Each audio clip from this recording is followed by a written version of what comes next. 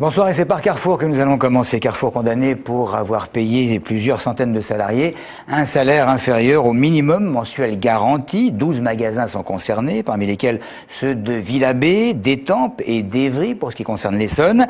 Et si le personnel et les syndicats sont satisfaits, il n'en est pas de même pour la direction du groupe qui va faire appel, comme le responsable des ressources humaines l'a confirmé ce matin sur RTL. Nous allons faire appel. L'ensemble des salariés de Carrefour perçoit une rémunération annuelle qui est supérieure au SMIC. Par exemple, une assistante de caisse reçoit une rémunération qui est de 22% supérieure au SMIC, auquel s'ajoute une participation au résultat, une remise sur achat de 10%, ainsi qu'une mutuelle et une convention collective qui est très favorable. Ce type de jugement ouvre une interprétation du Code du travail qui dépasse très largement le cadre de Carrefour et le cadre de la distribution sur c'est quoi le SMIC, quel est le contenu, quels sont les éléments fondamentaux du SMIC.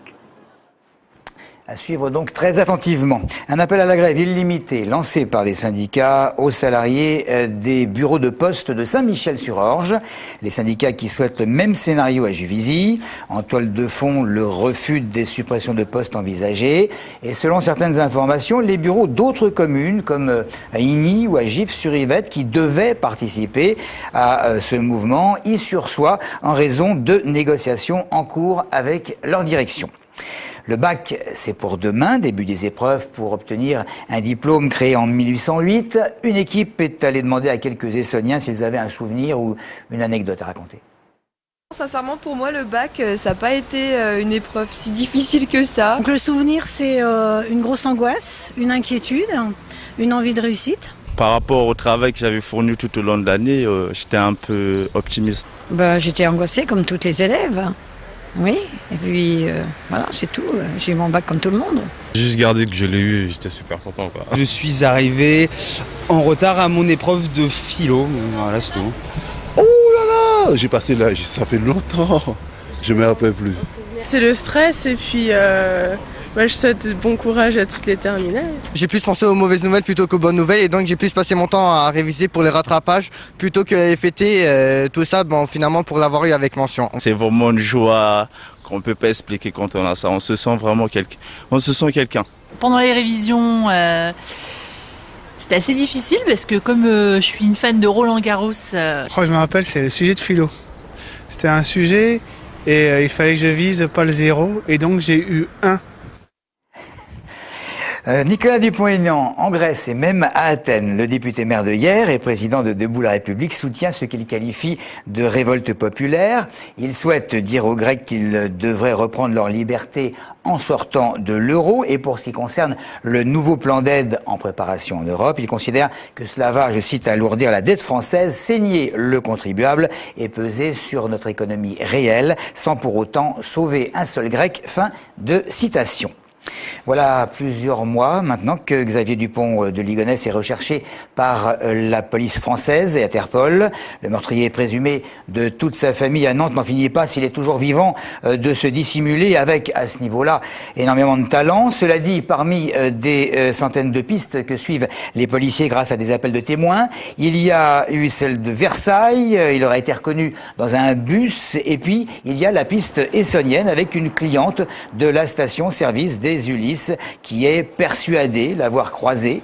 L'individu décrit aurait même été à bord d'une Volkswagen de couleur bleue. Ici, non, j'ai rien entendu, j'ai rien vu de particulier. Vous l'auriez reconnu ou pas si vous l'aviez vu? C'est pas certain, je vois tellement de gens toute la journée que c'est pas certain du tout. Hein.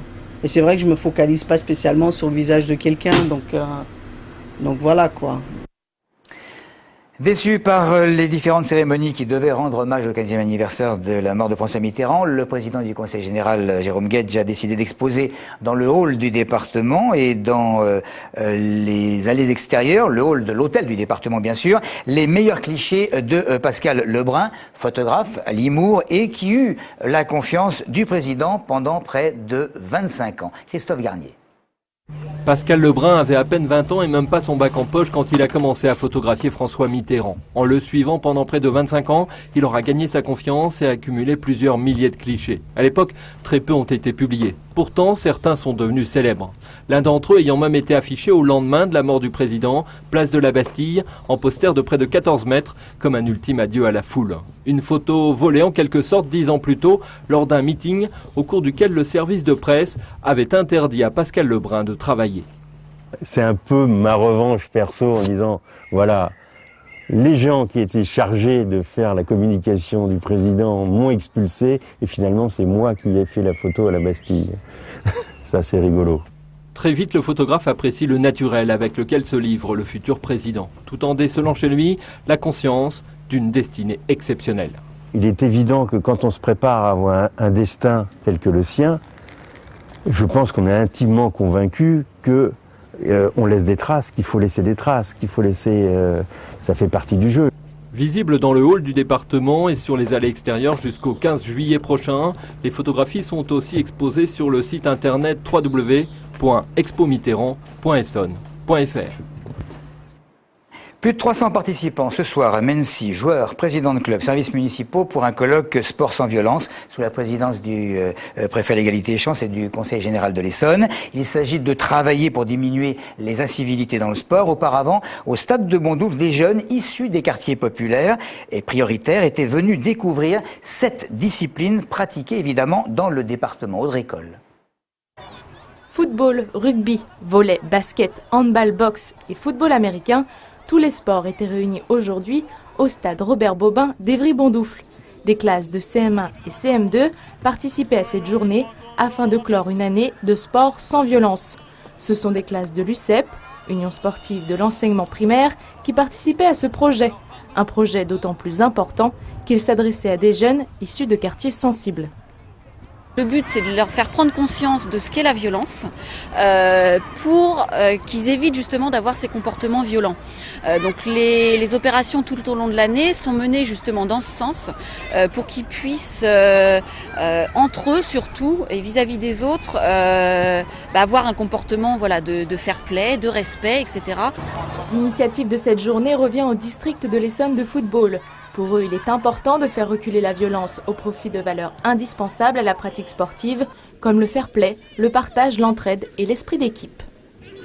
L'objectif est de faire un constat, de faire un diagnostic de la violence et des incivilités en Essonne et dans le sport de manière générale, mais aussi de tirer des conclusions et des perspectives d'avenir par éventuellement la mise en place d'une cellule de veille, d'un observatoire départemental de la violence, qui pourrait donner des pistes de solutions et des outils aux différents acteurs du milieu sportif, que sont les éducateurs, les clubs, les dirigeants, les parents, les arbitres, toutes les personnes qui gravitent autour du sport, et le sport qui absorbe un peu tous les problèmes sociétaux qu'on peut retrouver dans la société française.